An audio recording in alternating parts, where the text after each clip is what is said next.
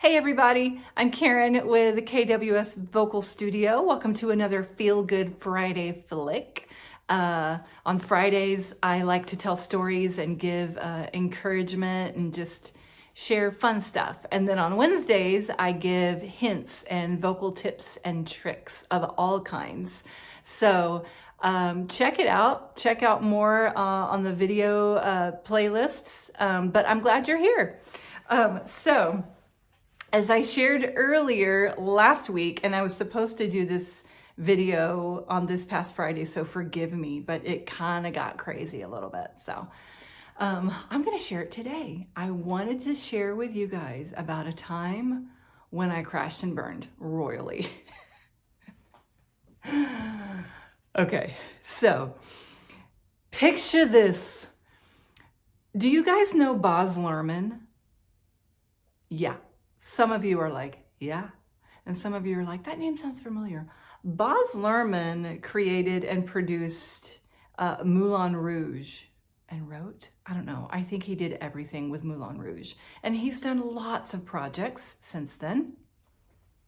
And one of the projects that he did, it was a while ago, it was several years ago, but he produced a live production of La Boheme. The opera, yes, the opera La Boheme. Cool, right? It was in LA. And so this is when I was still living there and I got an audition. Lo and behold, I got an audition and I was super excited about it. And this is when I was doing, a lot, but I was also singing with the Los Angeles Master Chorale. So, you know, my classical chops were exercised, but I hadn't done an aria in a while. So I flipped through my books, found an aria that I wanted to do. For those of you who don't know what an aria is, it is basically a solo in an opera. And so I pulled out one called Caro Nome. Now, those of you who know Caro Nome, it's not easy. I studied it in college. I started studying it in college. I never perfected it, but I knew it. Like I knew the notes, I knew it, and I just needed to work it out a little bit. So started working it out, felt ready. I felt ready. Like I started in plenty of time before the audition, and I felt ready. Okay, cool. So went to the audition, you know, dressed in my nice, you know, sparkly audition dress or whatever. I don't remember what I wore. But had my headshot in hand. This is when you still handed out headshots, I think. But anyway, went in, sang it. Baz Luhrmann was not there, but his people were there. So it was just pressure. It was a lot of high pressure. I've handled auditions similar to this before, so I wasn't nervous. I was just full of, you know, anxiety, and I just kind of wanted to get it done, you know? So went in, sang my aria, got about probably a third of the way through the portion that I was going to do. Of course, I wasn't going to do the whole aria, but I like choked in the middle of a note. I think it was a high note from what I can remember. And I just croaked. I was super tight. I felt a tightness coming on, and then I like leaned into it and it kept getting worse and worse and worse. And then I just croaked and I couldn't keep singing. And I stopped the audition and I said, well, that was not good. And then they laughed and I laughed and I said, do you mind if I just, you know, start a couple measures back and just finish this off in the only way I know how? And so they're like, sure, go ahead. So basically the only thing I could go to was my comedic side. So I basically finished it out as a opera caricature. So something like, I don't remember, but something like a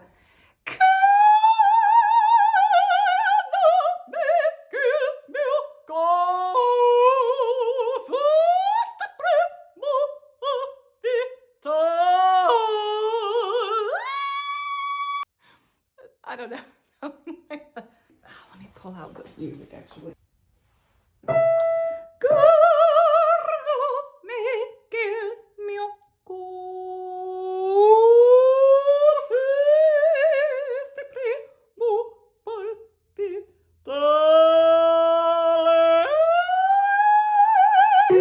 Até sempre vorrei.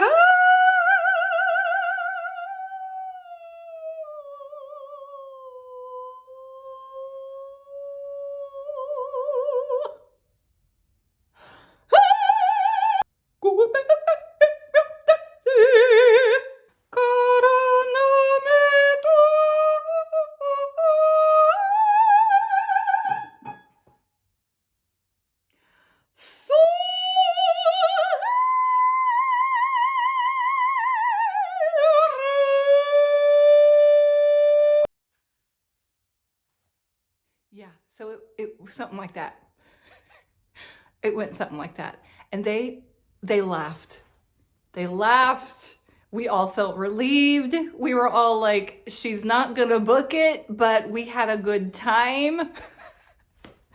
And then I grabbed my stuff and I said, and now I'm going to go get a milkshake from Shake Shack. Bye-bye, have a great day. And I left and they like high-fived and they applauded me on the way out for handling a bad situation and handling it the best way that I knew how, and not crying and not just like leaving the room in tears. So here's what I have to say about that. If it all starts to go awry, there's a couple things you can do. Number one, don't be afraid to stop. And I've talked to a lot of casting directors, and they truly are on your side, right? They're not the enemy. They're not waiting for you to make a fool of yourself.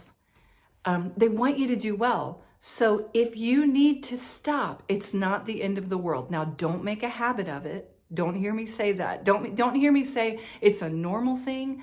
But if it is all going awry, and y'all, at that point, I could not keep singing. I could not keep going. So I had to stop.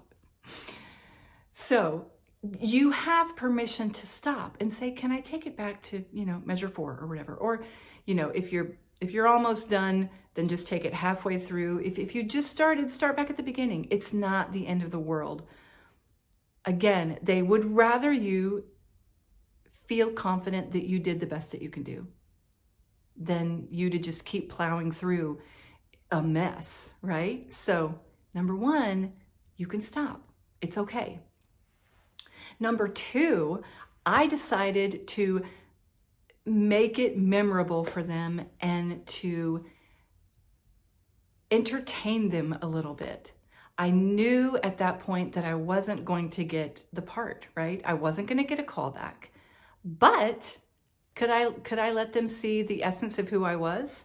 Could I let them maybe see a different side of me, so that maybe if there is a role, a comedic role down the road, maybe they will think of me. I wanted to leave them with something that I do and that I do well. It's like, well, okay, I can't show you this. I can't show you what I walked in the door for, but I can show you what else I can do. Number two, you have permission to show them what else you can do, especially if you get the sense that you're just not right for what you're there for. Show them what else you do. Okay, so that's what I did. Who knows, when Baz Luhrmann's going to do a comedy. Number three, and this is a big one for me, and this should be a big one for you guys too, and maybe you've experienced this, but I thought I was ready. Just because you're memorized does not mean you're ready. And just because you know the notes, and just because you just really feel comfortable with it and you know it, does not mean you're ready for an audition with Baz Luhrmann.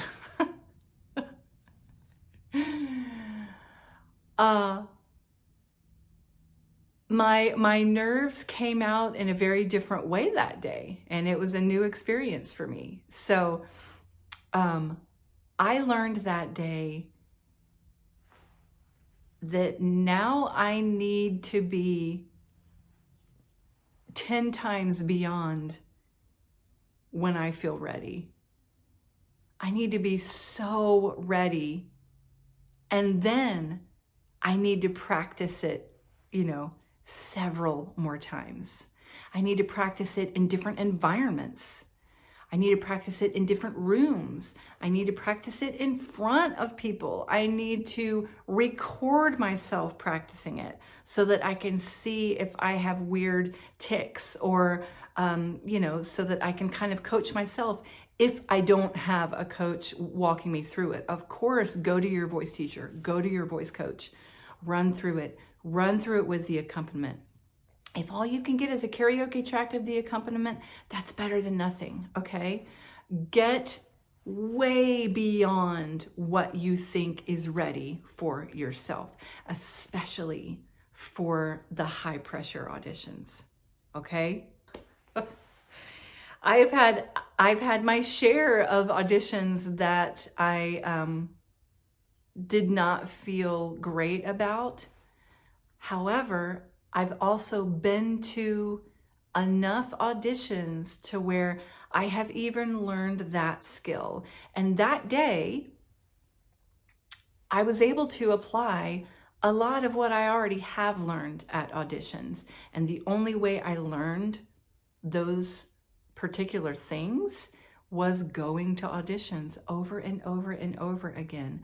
I would go to auditions that I knew I wasn't even great for, but it was just to get in front of people, right? Yeah, it's a skill that comes from doing it. Just get out there and do it. And I promise you, you will start to feel more confident. You'll get better at auditioning if it's something that, makes you nervous right now. Hopefully a lot of you are over it. Even if what you do is mostly recorded, the skill there that you have to learn, if it's not live, the skill there is getting used to performing for the camera, getting used to putting somebody behind the camera that you're singing to, that you're performing to, and not just, singing to a flat room or to a flat camera. That takes some skill to get better at. It also takes some skill to put forth your best on just an audio recording or just a video recording, right? Because the skill to learn there is getting used to listening to yourself, getting used to watching yourself, and getting beyond the initial things that bug you, and getting to the point of viewing and listening to yourself as if you are the casting person, as if you are the contractor. Yeah? So I hope that was helpful today. And I hope that we all continue to get more and more opportunities to get out there and audition. I am seeing some stuff. I do have a lot of students who are coming to me now with opportunities to audition. A lot of them are still video submissions, but every once in a while I get some cases where they're opening up to live auditions. They're COVID safe, of course, right? And their productions are still very COVID friendly. They're not COVID friendly, or you know what I mean. But I just am still very hopeful that there's a new day out there, y'all. So look out next week for Hump Day Hints and another Feel Good Friday.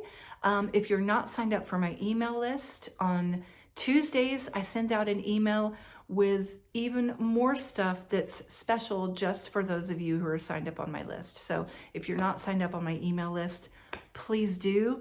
There's a freebie post that's at the top of my page that I keep pinned at the top of my page.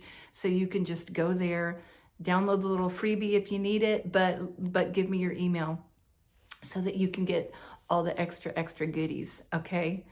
Great. Y'all have a great week, and dust off some of your old audition material, y'all, and start rehearsing, okay? Have a great week. Bye.